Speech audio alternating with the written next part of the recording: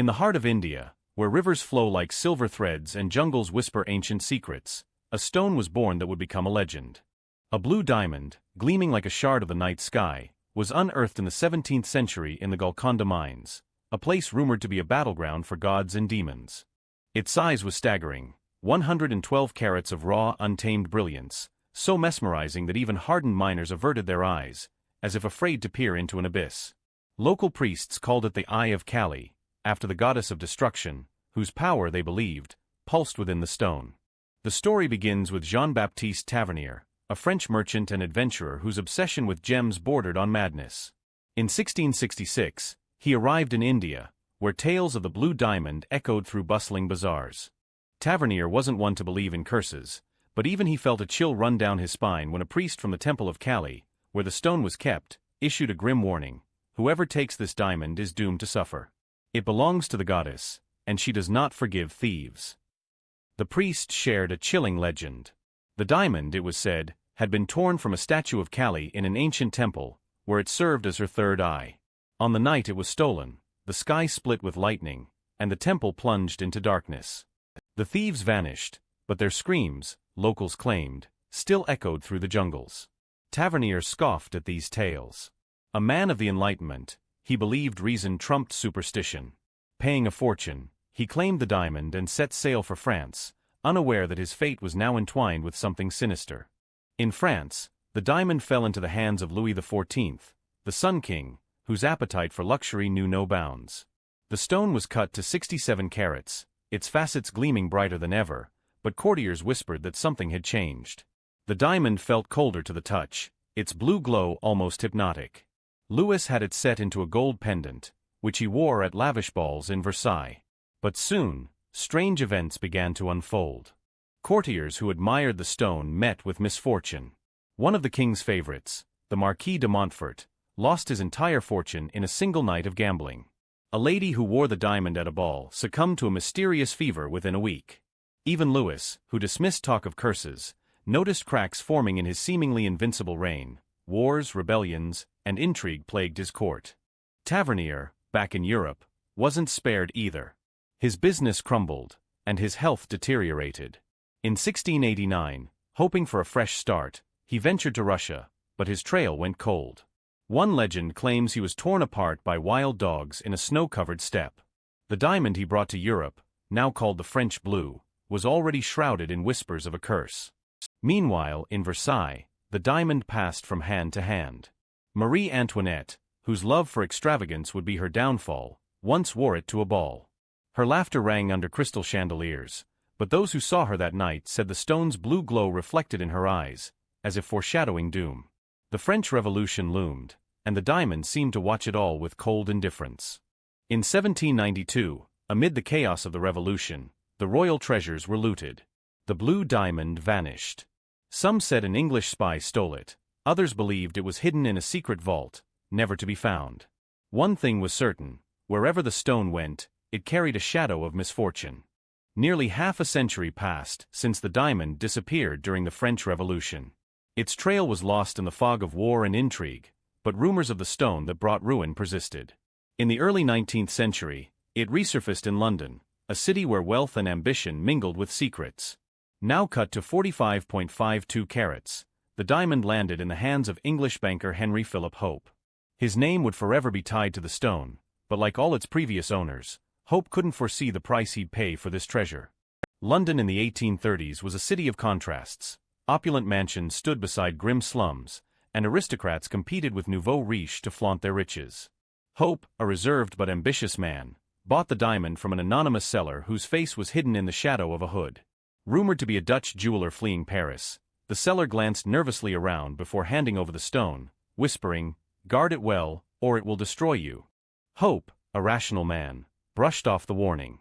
The Hope diamond, as it was now called, became the crown jewel of his collection. He displayed it at lavish dinner parties, where guests held their breath, captivated by its blue radiance. But soon, eerie incidents began to occur. Hope's servants whispered of sounds coming from the room where the diamond was kept at night, a faint murmur or a chime like a distant bell. One guest who touched the stone soon lost his wife in a tragic accident. Hope himself began to change. Friends noticed he grew irritable and withdrawn, as if something weighed on his soul. In 1839, he died suddenly of a mysterious illness, and his family soon teetered on the brink of ruin. The diamond passed to his nephew, Lord Francis Hope, a young aristocrat whose life was a whirlwind of passion and risk. Francis was the opposite of his uncle, a reckless gambler, a lover of extravagant parties and beautiful women. He wore the diamond as a talisman, flaunting it in London's elite salons. But luck seemed to abandon him.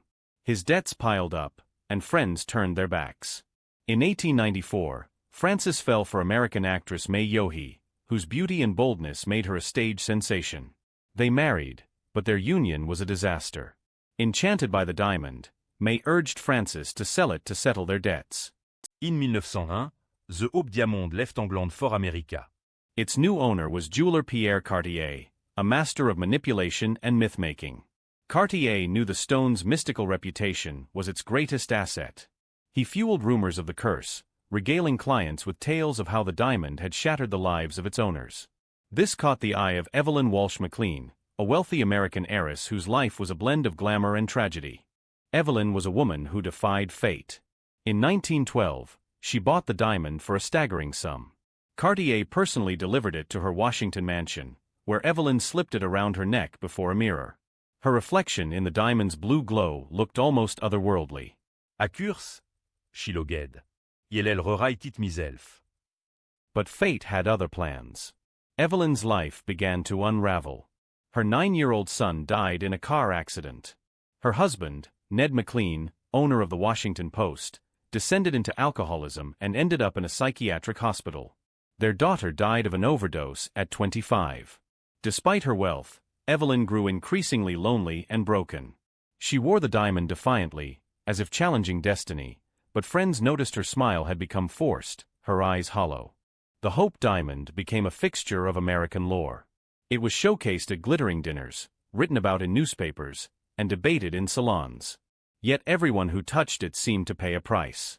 One jeweler who worked with the stone took his own life. Another buyer, attempting to resell it, perished in a shipwreck. By 1947, after Evelyn's death, the diamond passed to jeweler Harry Winston, who decided it belonged to the world. In 1958, he donated it to the Smithsonian Institution in Washington, D.C., where it remains today. Millions visit the stone each year, drawn to its star-like brilliance, but few linger long at its display. Something in its blue light quickens the pulse and muddles the mind. The curse of the Hope diamond has become a global legend, but what if there's more to the story than a string of coincidences? Historians and scientists have tried to unravel the stone's mystery. Some argue the curse is a myth, cleverly amplified by jewelers like Cartier to boost its value. Others point to the diamond's chemical makeup. It has a rare property called phosphorescence, emitting a ghostly red glow after exposure to light. In the dark, this eerie radiance could have fueled superstitions. Yet some believe the diamond harbors an ancient power. Esoteric thinkers claim it has absorbed the energy of its owners, becoming a kind of battery for human passions and pain. They note the eerie pattern. Nearly every owner faced tragedy, from financial ruin to illness or the loss of loved ones. In the 2000s, researchers analyzed the diamond with cutting-edge technology. They found microscopic inclusions, invisible to the naked eye, forming a pattern resembling a starry sky. One scientist, half-joking, called it a map of fate. But shortly after the study, he was injured in an accident, reigniting talk of the curse.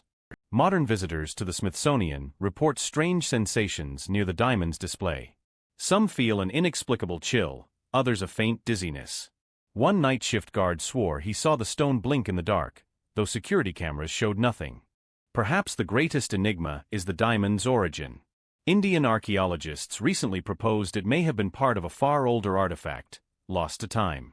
They cite ancient texts mentioning a stone of destiny belonging to Kali. According to these texts, the stone wasn't forged by the earth but by the heavens, possibly a fragment of a meteorite that crashed in India millennia ago. This theory holds water, explaining why the diamond stood out from others in Golconda. Its rare blue hue, unusual for diamonds, could result from cosmic radiation. If true, the Hope diamond is more than a gem, it's a celestial relic, making its mysteries even more profound. But what if the curse isn't supernatural but human? The Hope Diamond has always drawn those obsessed with power, fame, or love. Jean-Baptiste Tavernier, Louis XIV, Evelyn Walsh McLean. They all chased greatness, but their ambitions were their weakness. Perhaps the diamond merely mirrors their inner demons, amplifying their fears and desires. Today, as we gaze at the Hope Diamond through its museum glass, we see more than a stone. It's a reflection of our own history. It's a story of greed, passion, faith, and fear. It's a tale of how one small piece of the earth can shape the destinies of people and nations. Yet, standing before it, we can't help but wonder, is its story over? Or is the Hope Diamond waiting for its next owner to continue its shadowy saga?